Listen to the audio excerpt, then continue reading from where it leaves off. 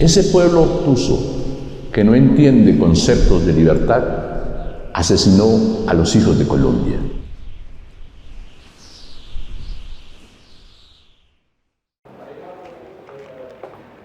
Nuestra historia corre por nuestras venas, pero a veces podemos olvidarla. Hoy viajaremos a través del tiempo para encontrarnos con un episodio que tiene matices muy interesantes.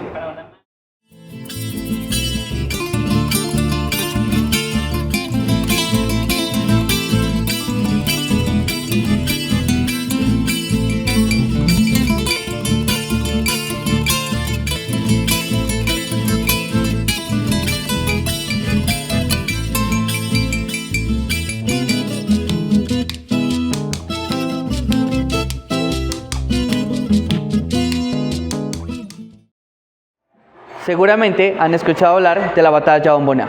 Hoy descubriremos algunas aristas acerca de esa batalla. Y para eso los dejaré con Jesús Cabrera, nuestro guía el día de hoy.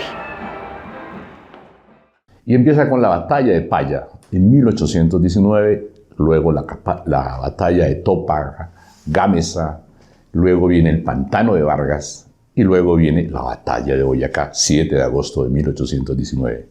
Luego de eso, Bolívar empieza a preparar lo que se llama la campaña del sur. Quería ir hasta Perú y quería hasta hoy Ecuador para liberar el sur y luego subir sobre Pasto y que Santander bajara desde Bogotá y entre dos ejércitos coger al pueblo pastuso y acabarlo. Esa era la intención. Ya en el año de 1822 llega a Bogotá, se reúne con el vicepresidente Santander y conforman el Batallón Vargas y el Batallón Bogotá. El proyecto original de Bolívar era llegar hasta Cali, quería embarcarse por Buenaventura para bajar por barco hasta Guayaquil, entrar a Quito y unirse con Antonio José de Sucre. Sin embargo, en ese momento, la Armada Española empieza a navegar el Pacífico. Bolívar ve que no tiene otro remedio sino que enfrentar a ese pueblo. Baja Cali, Popayán, Mercaderes, el Patía. En el Patía se le enferman otros hombres, tiene que dejarlos en el camino, otros desertan y llega a la Venta Quemada, hoy La Unión.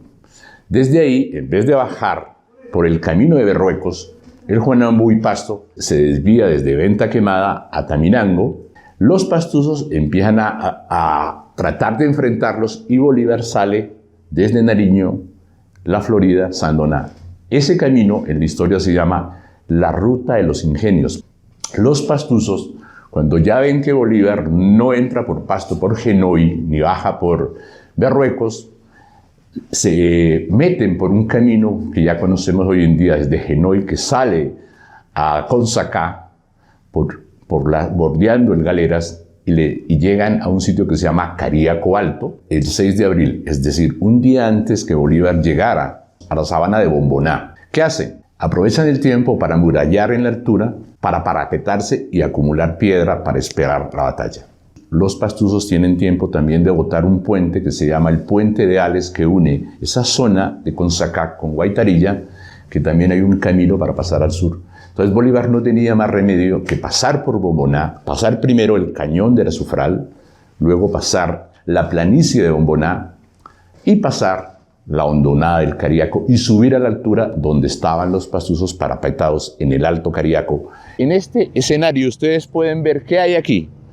Hay una planicie al lado derecha, una cañada que hay que bajar, pasar el río Azufral y subir a Bomboná. Es lo mismo que pasa en el lado del Cariaco. Entonces, para que el ejército patriota pudiera pasar al otro lado, tenían que bajar, pasar por un puente y subir donde estaba el ejército realista y la milicia pastusa acantonada en la altura. Si ustedes pueden ver la dificultad para el que quería tomarse el alto de la parte izquierda, era imposible si el que estaba de este lado no lo permitía. En esta parte se puede realmente dimensionar la dificultad de la topografía. El 7 de abril de 1822, en este sitio, estuvo ubicado el cuartel militar del ejército realista al mando del coronel Basilio García. El 7 de abril llega Bolívar y le dice al general Pedro León Torres: general, tómese usted el Alto de Cariaco antes de que la campana toque para almorzar. Para poder atravesar y subir al Alto de Cariaco tenían que bajar 140 metros, pasar por un puente de escasamente unos 50 de ancho, volver a subir 180 metros hasta el Alto y tomarse la posición enemiga. Pero los generales, como Pedro León Torres, París y Pedro García le dicen, y además Sanders, el que estaba dirigiendo el batallón Rifles, le dice: mi general, es imposible tomarse el Alto. Sin embargo, Bolívar les ordena que sin almorzar, el 7 de abril, se tomen el Alto. Entonces empieza la batalla y a los segundos de entrar Pedro León Torres con su contingente es abatido y de hecho sale en la batalla. Y entra Pedro García en sustitución. A Pedro García, que era otro general, también lo bajan y luego entra otro general, el general París.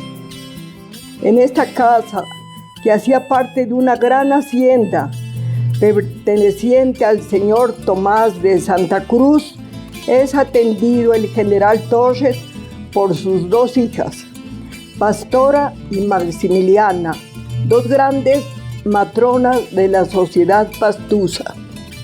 Buscó entre sus haberes una cruz de oro con incrustaciones de esmeraldas para obsequiarla en señal de gratitud a estas dos mujeres que de manera paciente lo habían cuidado. El padre Manuel de la Portilla le ha dado la comunión y aplicado los santos óleos. El enfermo ha mirado con cierta nostalgia a quienes lo acompañan en tan duro trance. Del 22 de agosto de 1822 se da cristiana sepultura al general de división Pedro León Torres en el templo parroquial de Yacuanquere.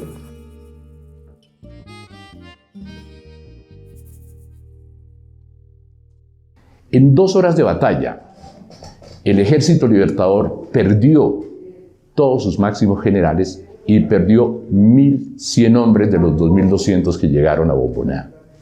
Llega la noche, el Ejército Libertador se toma la altura, pero hay un despliegue táctico militar por parte de los pastusos, se retiran. Bolívar cree que gana la batalla. Sin embargo, al otro día, el 8 de abril, empieza a ver el desastre de la muerte que sucedió en la batalla, y le escribe una nota a Santander. Más o menos le dice así: ese pueblo obtuso que no entiende conceptos de libertad asesinó a los hijos de Colombia, o sea, a los hijos de los bogotanos que le habían entregado a sus niños para que vayan a la guerra y además plata. Santander recibe la noticia y se la comunica a la élite bogotana. Les dice: lamento comunicarles, ese pueblo que vive apegado a las faldas del rey y del papa asesinó a sus hijos. Claro, cuando un padre de familia en Bogotá recibe esa noticia, ¿qué puede pensar? Esos pastusos son unos imbéciles.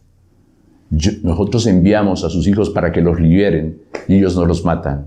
Desde ese momento, la prensa bogotana empieza a publicar la noticia de que el pastuso es tonto, el pastuso no entiende, el pastuso es bobo. El tema es que como fuimos derrotados en la independencia, no en esa batalla la ganó el pueblo pastuso, si se mide una batalla por el número de bajas.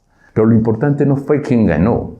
Finalmente se impone en Colombia el nuevo régimen, pero quedó con el remoquete de que el pastuso no entiende, el pastuso es bobo. Ese es el origen del cuento pastuso.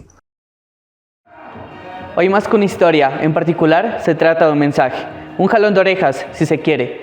Reconocernos es nuestra tarea, entender quiénes somos es fundamental. No se trata de arraigo o de costumbre, se trata de recordar para seguir y seguir para vivir. Gracias una vez más por acompañarnos a recorrer las huellas de nuestra historia. Esto ha sido todo por hoy. Los esperamos en próximas emisiones.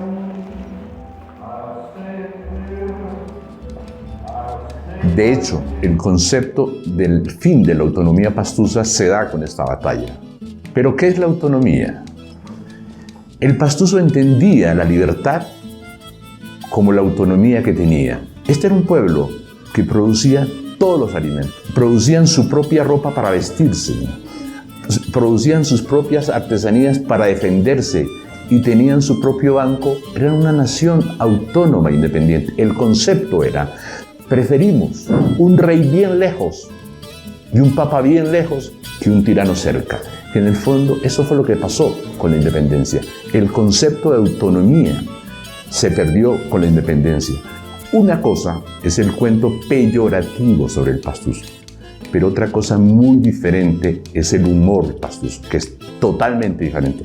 Realmente se nutre de la cultura, porque desde ese momento muchos pastusos perdieron su autoestima colectiva porque no conocen su origen, no conocen su historia. Para volver a creer en nosotros mismos tenemos que saber cuál es la verdad de lo que pasó con esta historia. Por eso es tan importante reescribir la historia a través de programas como Callejeando.